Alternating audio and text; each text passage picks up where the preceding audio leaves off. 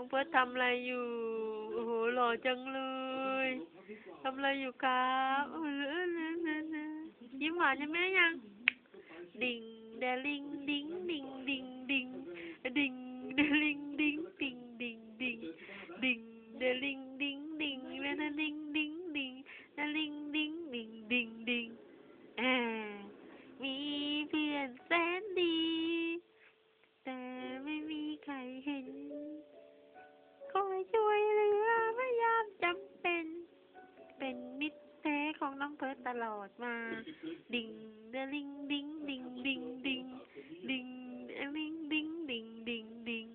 มีพี่แสนดีพี่เป็นคนตัวเหม็นตัวก็ดำซ้ำยังชีแต่คือพี่เอิร์ธพี่ชายเราเองดิ่งเดลิงดิ่งดิ่งดิ่งดิ่ง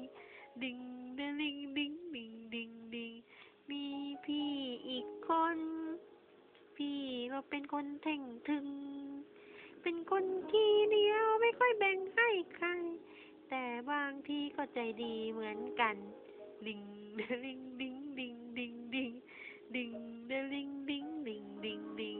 มีพ่อของเราก็เป็นคนช่างเยินพ่อของเรานั้นเยินจริงๆพ่อของเราเยินจริงๆดิ่งเดลิงดิ่งดิ่งดิ่งดิ่งเดลิงดิ่งดิ่งดิ่งดิ่งเวิร์ดมีแม่แสนดีแม่เป็นคนน่ารักคอยดูแลเราเลี้ยงเราอย่างดี